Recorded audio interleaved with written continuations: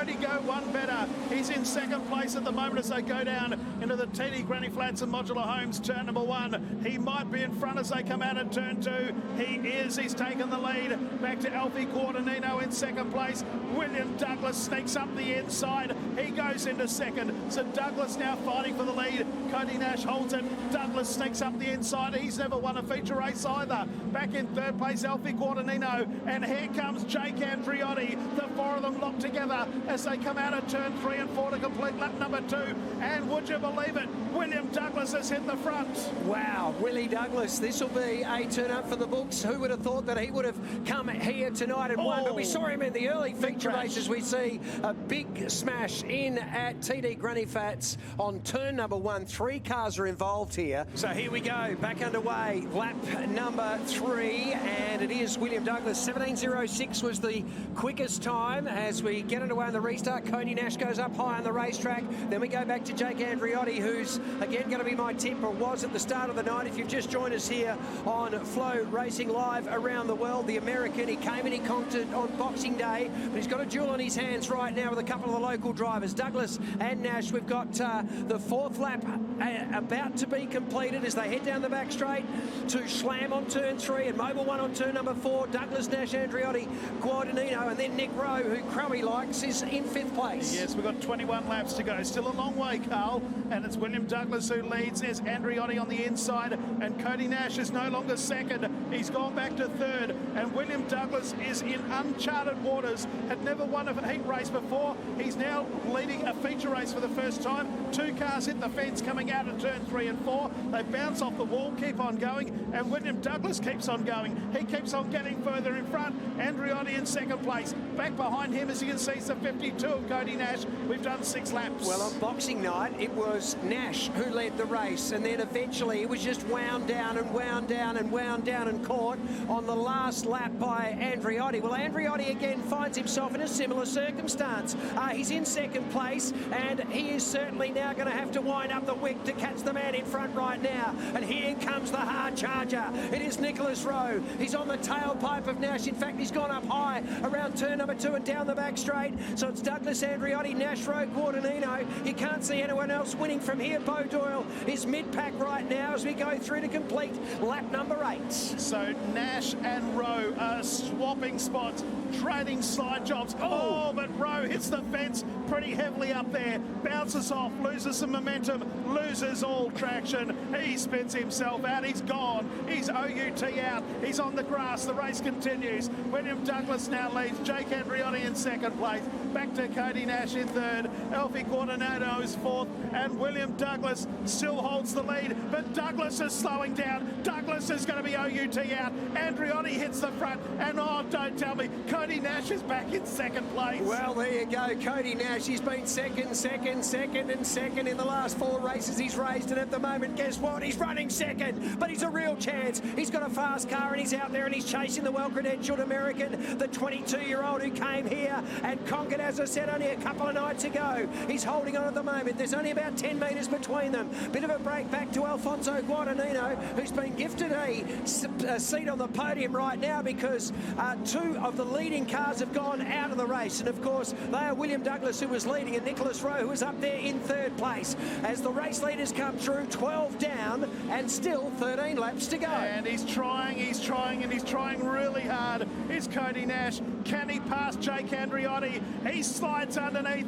He's hit the front, but there's still a dozen laps to go. It is now Nash leading from Andriotti. Andriotti's way too close at this stage because he was a lot further back and took the win the other night as they run down the back straight. Nash leads by 10 metres. Andriotti in second place. This is where the race is. It's for the lead. Alfie Guadagnino 3rd. Bo Doyle is in 4th, but he's a long way behind. We've done 14. We've got 11 left. I said this last night. I get this feeling that Jake likes to tease us, and he's just like playing a little bit of cat and mouse. He's letting the Aussie feeling like he's just flowing out there in front. He's getting in his slipstream. He's backing behind him again now. There's only about 7 or 8 metres between the 2 leading cars as they cross through for lap 15. Still Guadagnino, then Doyle. Then we go back to Golding, who's got a fight on his hands. They're in the mid-pack. It's Keenan Fleming, who is right with him. Corey Smith back in the field. Chris Dimmick second from last. And Mitchell Harris at the rear of the field as we have gone 16 16 laps. Cody Nash still leads from Jake Andreotti. Oh, not anymore, he doesn't. Andreotti's back in front. Nash goes back to second place.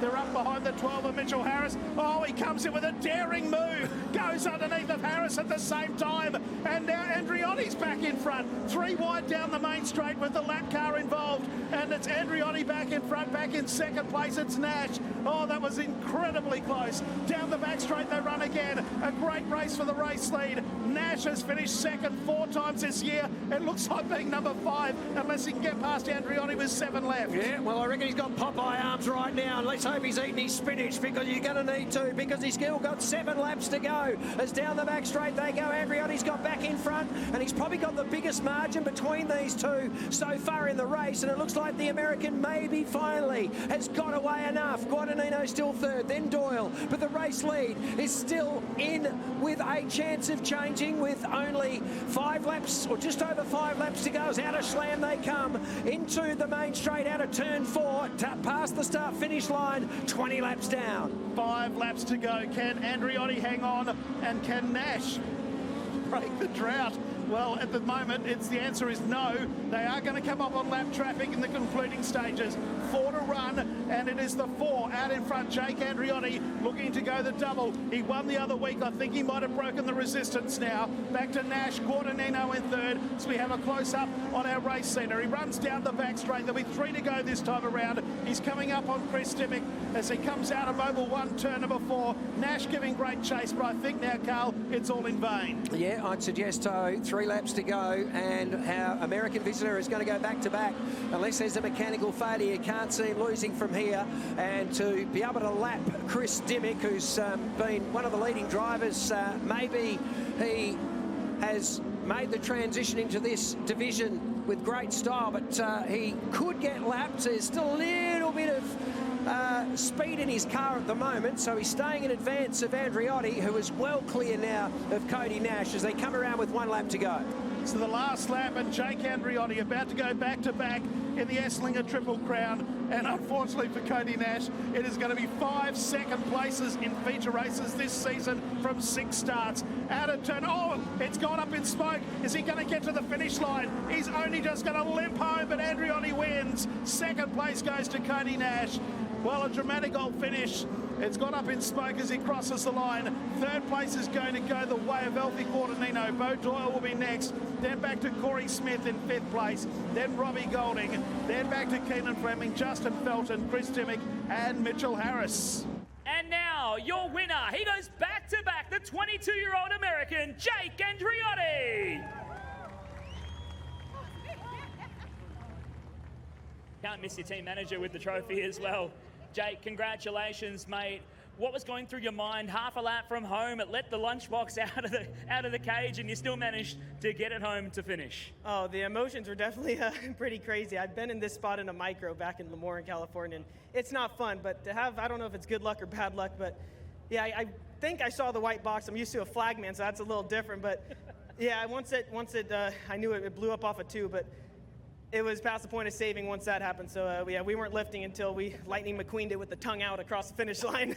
But no, I mean, the car was just amazing. I cannot thank the whole Graham Jones Racing team enough. They got me dialed in, just kept getting better from the heat race to the next to the feature. And by the end of that, it felt like that thing was just driving itself. They're definitely making me look good, but can't thank the whole Graham Jones Racing team enough.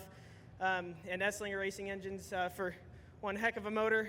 It got us there, so that it got us there. We got it, so it feels pretty cool to go 2 for 2 at such an amazing place like this. Stacked field, there's stacked crowd, and amazing fans. This is an awesome, and it's been an honor to race here.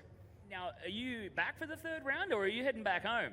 That's a question for the team manager over there. But I gotta go back tomorrow night. I got a nod. He's in. He's going to be here for the 3rd round. Jan 11. How about that? Oh well, I guess you just made it official now. Oh, shoot. Well, yeah, I slept 12 hours of the 15-hour flight, so hopefully I could do that again. But yeah, we'll see. I would love to come back. It would be cool to finish out the whole Esslinger Triple Crown Series with a win, too. Don't make a liar out of me now. Enjoy this on the top step of the podium. Ladies and gentlemen, here at Perth Motorplex, make some noise. Your winner tonight, the Total Tools Rockingham Speedcars, Jake Andreotti.